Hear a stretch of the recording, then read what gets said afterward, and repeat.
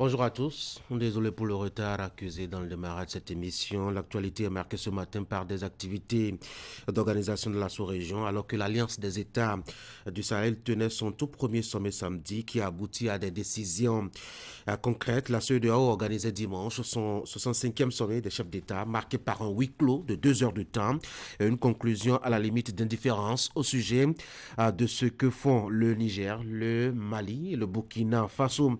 Nous allons mettre ces deux actualités ensemble et procéder à une analyse avec notre invité Hamzat Ablaye, spécialiste des questions internationales et passera par ici partager ses avis avec nous.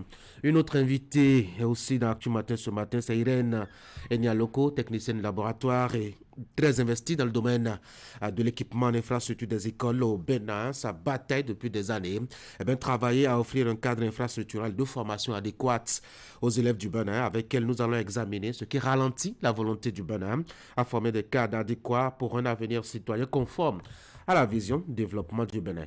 Dans la journée ce matin, les sujets sont assez diversifiés, allant des questions concernant les organisations régionales à la politique au plan national. Nous allons faire un tour rapide de leur production ce matin. Voici la une des journaux.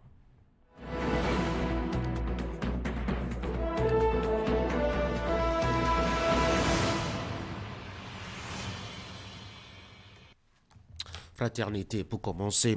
Préparatif des manifestations du 1er août, la place de l'Amazone sécurisée, ambiance sur le chantier. Incendie dans la zone commerciale de l'ENA-UAC, un triste bilan, le film du drame en Afrique de l'Ouest, 2 sommets, un immense gâchis et des impasses.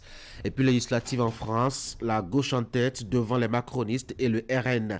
Lancement officiel de la foire artisanale de Nati Tengu, découvrez le talent et le génie créateur des artisans. Le matinal, délocalisation du grand marché du Bénin, un projet envisagé sur le site de Dantokwa. Le gouvernement lève les craintes. Matin libre, Bénin Niger, Théodore Olo, j'ai espoir pour la réouverture des frontières. L'autre quotidien, France législative, la coalition de gauche remporte la majorité et gâche les plans de l'extrême droite. Le Télégramme, délocalisation du plus grand marché du Bénin, ce qui justifie le démembrement de la zone économique de Dantokpa. Que devient Cotonou sans le grand marché d'Dantokpa? Grosse question que se pose donc le journal. L'événement du jour, occupation anarchique des cages flottantes sur le lac Tohou. Le gouvernement pour une cohabitation pacifique entre riverains et pisciculteurs, amélioration des performances des administrations locales au Bénin. Louis Quatrepoix appelle les acteurs communaux au renforcement de l'esprit d'équipe. Le quotidien L'Observateur, régulation des médias au Bénin, Édouard Loko, une longue carrière jalonnée de succès et de contributions significatives.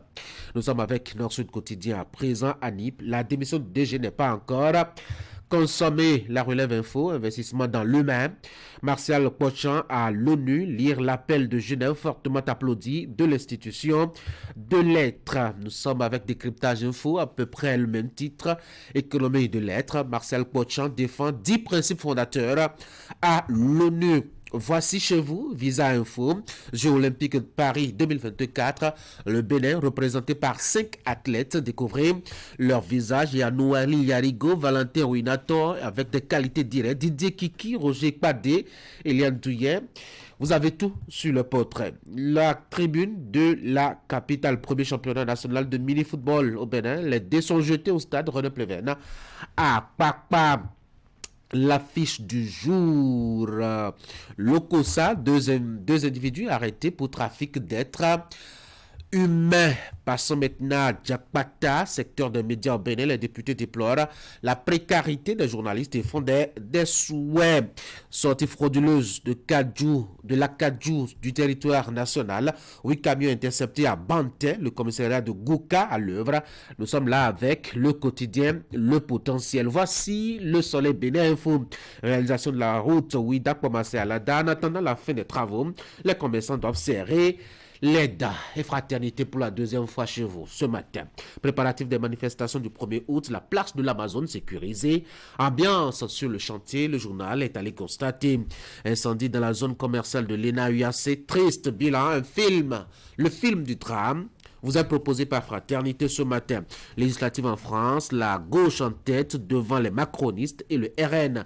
Lancement officiel de la foire artisanale de Nati Tengu, découvrir le talent et le génie créateur des artisans. Voilà donc ce qu'on peut retenir de la une des journaux ce matin. Et puis cette information assez surprenante ce matin dans les colonnes de Fraternité. Vous êtes à la page 2 par exemple, supposée démission à l'ANIP, Wilfried Ngbedi, qui dit que M. Pascal Niamoulinda demeure encore le directeur général de la structure. Découvrez un peu son argumentaire dans les colonnes du journal. Et puis vous avez cet incendie assez curieux qui a eu cours la semaine écoulée dans la zone commerciale de l'ENA à l'université d'Abou-Mekalavi. Il y a un triste bilan là-bas. Avec d'énormes dégâts matériels. Fraternité revient un peu sur tout ce qui s'est passé à l'occasion. À la page 9, vous avez l'interactualité, notamment avec ces deux sommets, ma foi, qui ont eu cours le samedi avec les États de l'Alliance AES et puis l'autre le lendemain, dimanche notamment, avec, dois-je dire, les chefs d'État membres des pays membres de la CEDEAO. On en parle tout à l'heure avec notre invité Hamzat Ablaï qui est spécialiste des questions internationales. Au-delà des limites du continent africain, vous avez que Fraternité est captée par ce qui s'est passé en France ce week-end. C'était la législative, le deuxième tour, avec, ma foi, la coalition de gauche qui vient en tête devant les macronistes, puis le RN. Alors, quelles sont les statistiques et quels sont les enjeux en cours? Fraternité vous fait de la lumière. On va passer maintenant au bulletin de l'information ce matin avec Teddy Goudalo, que vous avez vu il y a bien longtemps par ici. Teddy, bonjour. Bonjour Tanguy, bien bonjour à toutes et à tous. Dans les titres de votre bulletin à présenter, les rencontres Africa 2024, elles s'ouvrent ce lundi même à Cotonou et prendront fin le 13 juillet prochain. Plus de 1500 délégués venus de 24 pays de plus de 50 entreprises francophones y sont attendus. À cette occasion, l'Assemblée internationale des régions francophones va tenir son assemblée générale. En tout cas, Angelo Arwandino, que vous avez à l'image là, maire de la commune d'Abou-Mekalavi, nous donnera beaucoup de détails sur ces rencontres dans un instant. Et puis, mise en œuvre du projet culture de quartier dans le 3e arrondissement de Cotonou. C'est une initiative de Valère Oudjanoukon à travers l'association Jeunesse Défi 2020. Son objectif est de permettre à la jeunesse de ce arrondissement de s'épanouir et de leur apprendre des métiers d'avenir à travers des formations. Au moins 300 jeunes y prennent part. Voici le bulletin.